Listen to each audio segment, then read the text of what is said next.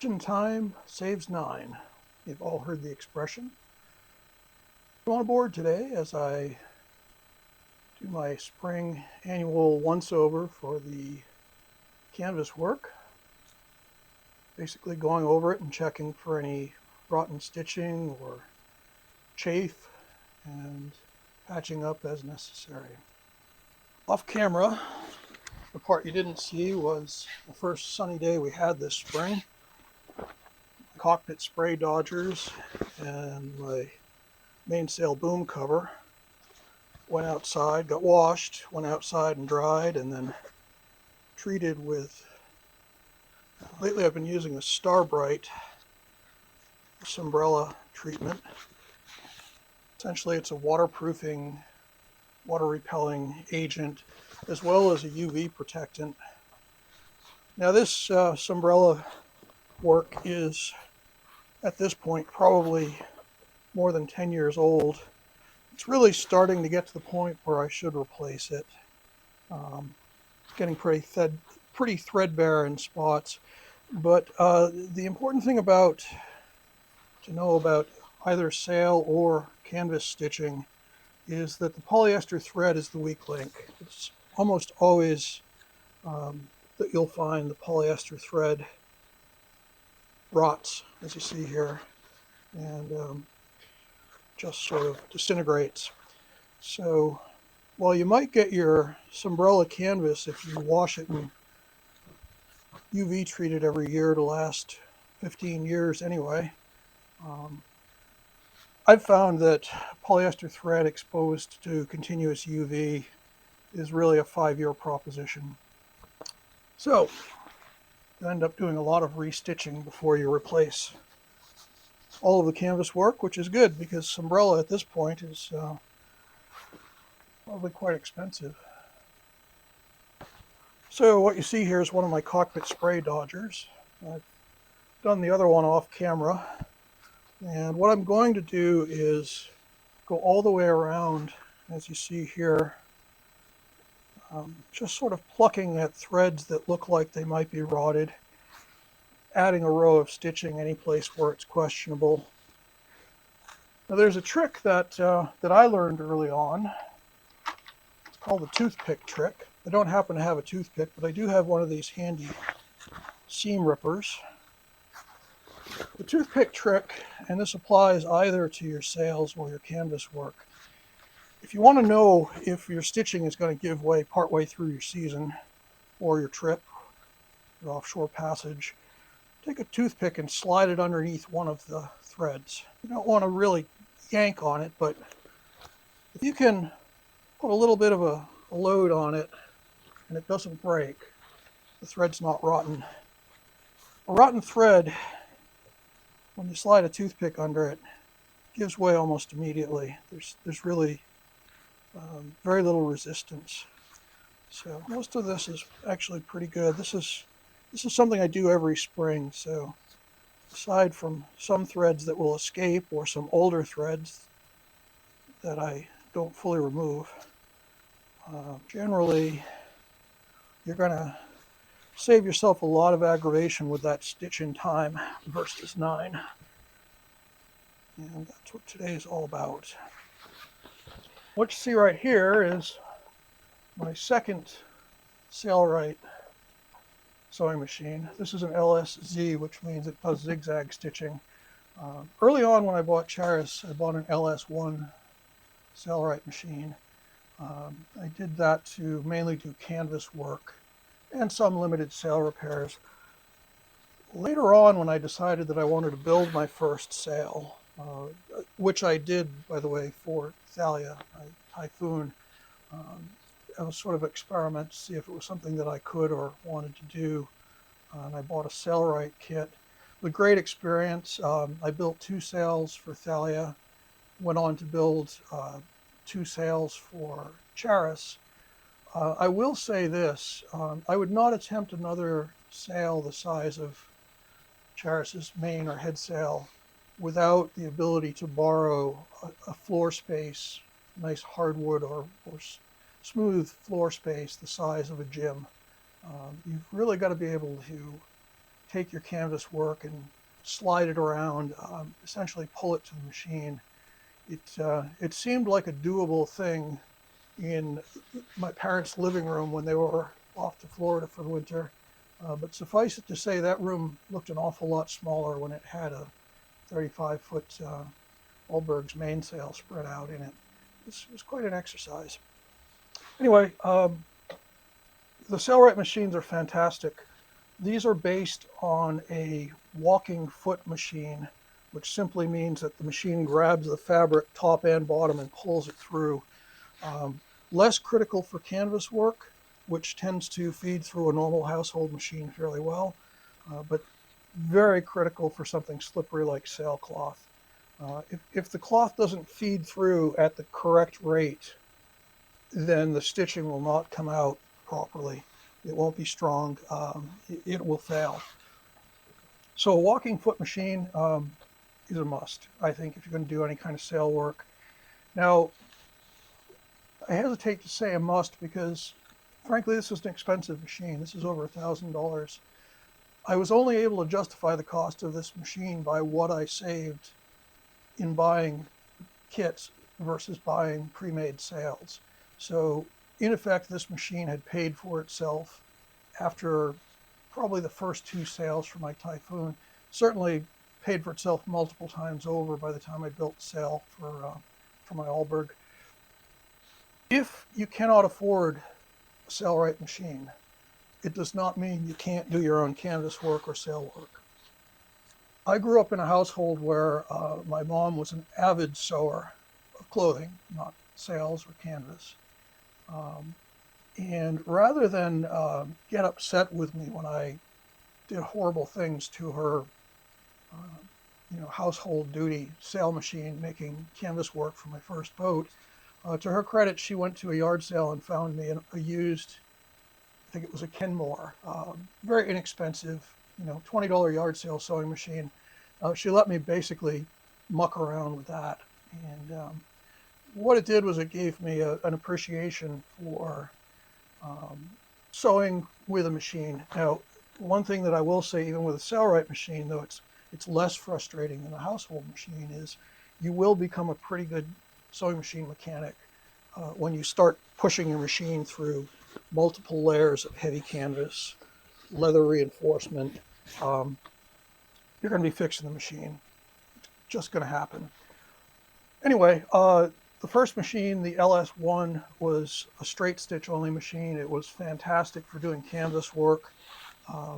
Made more than one suit of canvas for Charis with that machine. And when I decided to build my first sail and I wanted a zigzag stitch machine, the important note is that I was able to sell the LS1 machine some 15 years after I bought it for at least the same amount, maybe even a little more than I paid for it, because the price of new machines had gone up so much. So not saying that a good sewing machine is an investment over time, unless you consider what it saves you. But I will say that you will be a lot more likely to restitch before a sun strip flies off or shreds on your head sail, before the seams of your cockpit dodgers or your boom cover come apart and become a much bigger job. In my opinion, great investment. Now, there's a third position on this. On eBay, you will find machines that look and act just like the SailRite machine. The one that I have direct experience with was called a family sew. This is entirely 100% made in China machine. The SailRite machines are made in China, but what happens is that the SailRite company buys the basic components and then does their own higher quality machine work on many of the machinery components within. So when you buy a SailRite machine, you're buying the carcass of a Chinese discount walking foot machine that has then been upgraded with a considerable number of components. You're also buying the assurance that any part in this machine that breaks, you can just go on SailRite's site and replace. So huge fan. Not sponsored in any way. I've paid full price for 2 of these machines and they've been worth it. But I'm also not one of those people that says only buy the best or don't do it. So if you cannot afford a $1,200 LSZ1, but you can afford a $400 family sew from eBay, buy it. Learn to fix it. Figure out what you like and don't like. Figure out if it's something you even want to do. It's not for everyone, turning flat pieces of canvas into three-dimensional covers and shapes.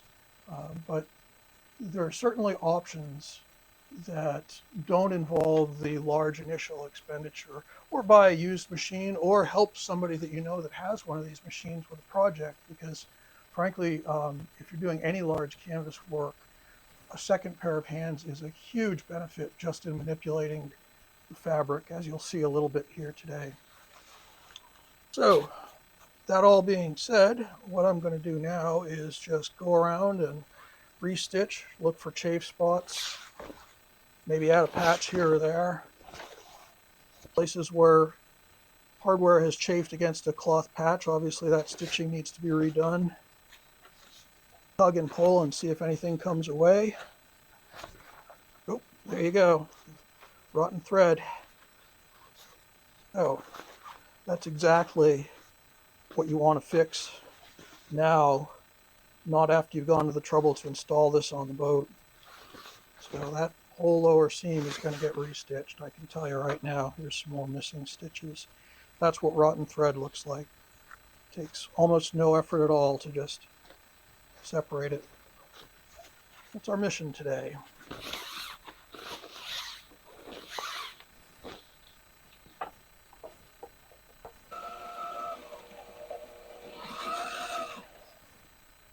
Incidentally, I have nothing but respect for sailors who take the time and effort and become proficient at hand stitching.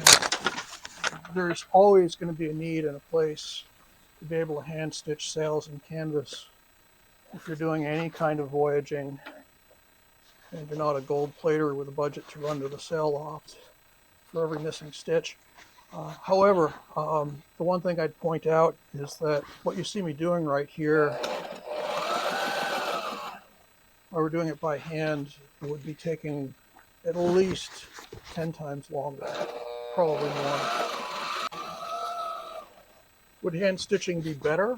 In some ways, yeah, because number one, you'd be able to use heavier thread. One thing about these home converted to sail capable machines like the SailRite is that they're pretty much limited to what's called a V92 thread weight. V92 is adequate, but it's nothing like the weight of thread that sail twine, the weight that we use for hand stitching.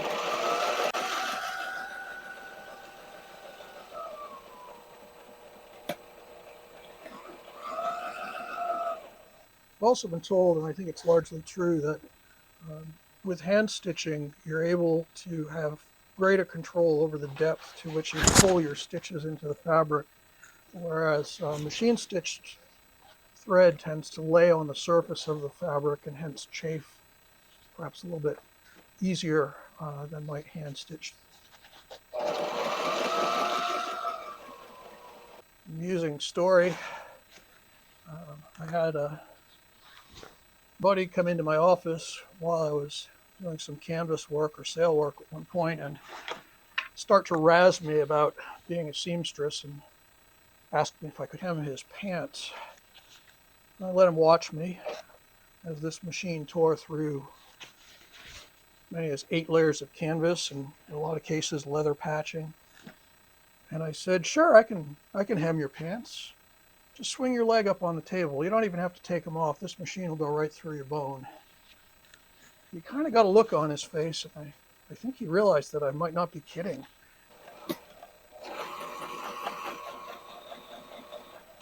There's one side benefit to a powerful sailmaker's machine, even on a scale like the SailRite, a home machine converted, and that is that you, a trick that a really high-end canvas maker taught me.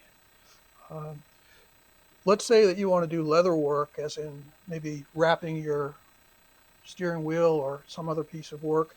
What you can do is actually leave the thread out of the machine and run a row of stitching through the edge of the leather. What you're in effect doing is punching the leather at precise spacing, and then making it very easy to go back through the leather with a hand needle, so that your hand stitching is not only perfectly uniform, but it's a lot faster because the holes are pre-punched for you.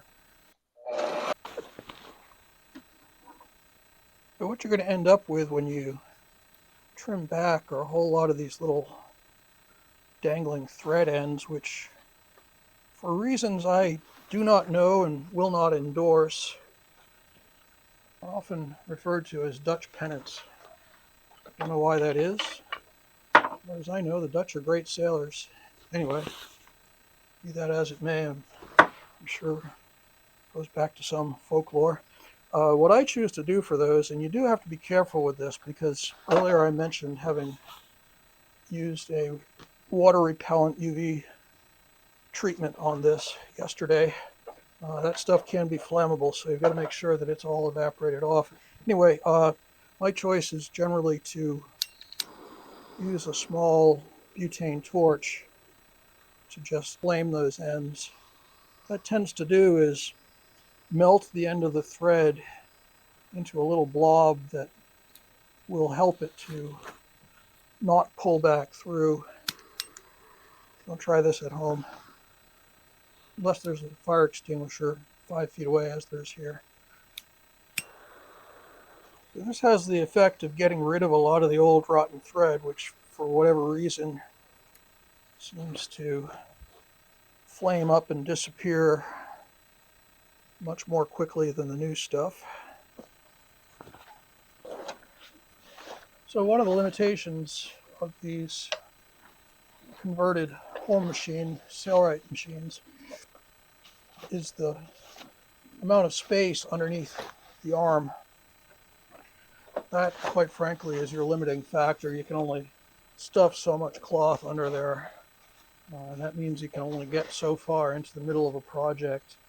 It's super important, if you're building a sail or even a large piece of canvas, that you plan your project and essentially stitch your way from one end to the other, such that you can get all of the fabric stuffed underneath here that you need to. If you don't do that, you're going to get to some point when you simply can't reach the part of the project that you need to stitch.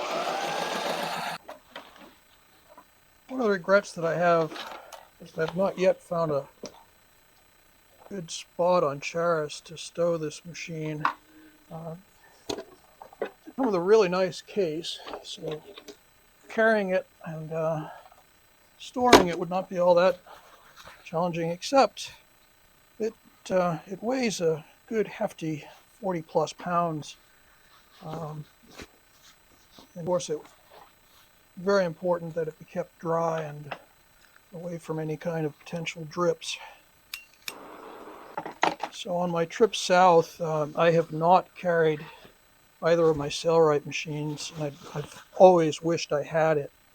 One point I should make about the SailRite machine is that while it is, at least the LSZ1 walking foot machine anyway, while it is perfectly suited to sunbrella and heavy canvas and sailcloth, this machine does not do well with light fabric. There are a few projects that I've undertaken using spinnaker cloth, and I find that the walking foot is just not compatible with fabric that light. It tends to bunch it up rather than pull it through as it does with the heavier fabric. So I do still have that old yard sale machine, just a regular household grade sewing machine, and that does just fine for spinnaker cloth or any lighter fabrics that this machine won't handle. So one final thought as I am close to completion of this restitch: if you're at all inclined to give the canvas work or sail repair work a try, be a squirrel. Be a little bit of a scavenger. Umbrella fabrics and sailcloth are quite expensive, but very often you can find damaged or cast off sails that are still in pretty good shape, that the fabric isn't rotted on. Use those to practice. Your family won't mind at all if you one Christmas decide that everybody gets a tote bag made out of used sailcloth. You don't even have to tell them that they were guinea pigs and you were practicing on them. Essentially, if all it costs you is time and thread, you'll be a lot more inclined to experiment. The experience that'll make you better at doing this is only going to happen if you actually do it. If you're fortunate enough to do an apprenticeship with a real professional canvas maker, you'll climb the curve a lot faster, but otherwise you're going to have to make your mistakes and learn from them. So that's what I've got for today. Thanks for joining me this week. I hope there's something in this for everyone that might watch. And if you did enjoy the video, please like, share, and subscribe. And we'll see you next week.